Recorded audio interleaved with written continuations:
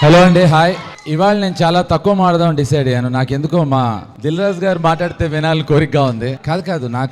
కాదు రాజు మాట్లాడితే వినాలని నాకు కోరికగా ఉంది. ఫస్ట్ దుల్కర్ గురించి చెప్పాలి. నాకు మా సినిమా గురించి ప్రమోషన్స్ గురించి మాట్లాడుతూ నేను ఒకతారు గురించి ఎక్కువ మాట్లాడా. అతను చేసిన సినిమా పవన్ సాధినేని డైరెక్షన్ లో I think it's one of the greatest films. Anyway, coming back to this, Raju and G వాళ్ళు రావటం అనేది నాకు తెలిసి మా ప్రొడ్యూసర్స్ కి దట్స్ బిగ్గెస్ట్ అసెట్. రాజు నేను ఈ గురించి చాలా చెప్పాను. ఇప్పుడైతే డబ్బా కొట్టారని అనకూడదు, నా ఇంటర్వ్యూస్ అన్నిట్లలో రాజు గురించి చెప్పాను.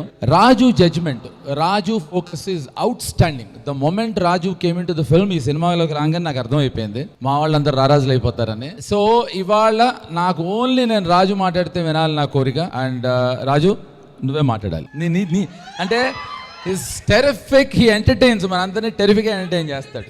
ఎస్, సో మా మనసున్న మా రాజు, మా దిల్లున్న రాజు, దిల్ రాజు గారిని మాట్లాడవలసిందిగా రిక్వెస్ట్ చేస్తున్నాం.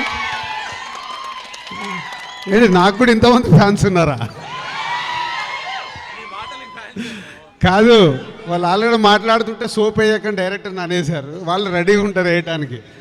సో ఎనీహౌ, ముందుగా ప్రొడ్యూసర్స్ అందరికీ ఆల్ ది బెస్ట్, అలాగే జీ స్టూడియోస్ వాళ్ళకి all the best. And director గురించి ఎక్కువ చెప్పాలి. నేను కశ్యప్, నేను సినిమా చూశాను, సినిమా కొన్నాను, అన్నీ ఉన్నాయి, కానీ ఆయన నేను ఇప్పుడే చూస్తున్నాను స్టేజ్ పైన.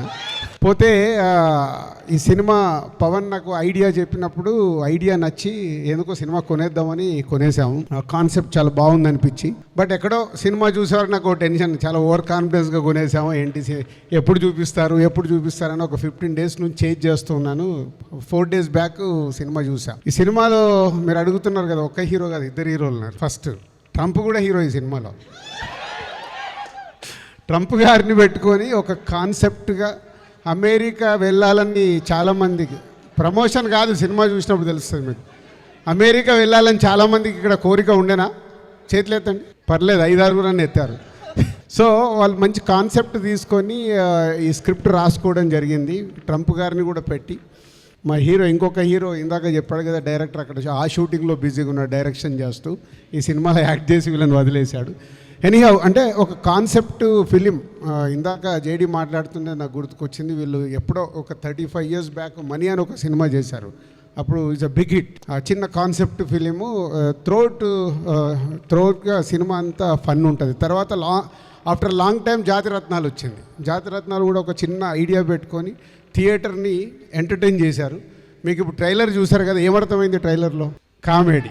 కరెక్ట్ చెప్పారు, కామెడీ. అంటే మీరు సినిమా చూస్తే ఎంత నవ్వియాలి అనే దాంట్లోనే కశ్యప్ చాలా డీసెంట్గా స్క్రిప్ట్ డిజైన్ చేసుకొని సినిమా అంతా ఎంటర్టైన్ చేస్తూ ఉన్నాడు. నేను నవ్వుతూ ఉన్నా సినిమా చూసినప్పుడు. పోతే ఈ 2 హీరోలు కాకుండా ఇంకొక 5 హీరోల్ని కూడా వీళ్ళు వాడేశారు. ప్రభాస్ని, మహేష్ బాబుని, సిద్ధార్థ్ని, యష్ని, మన అర్జున్ రెడ్డిని.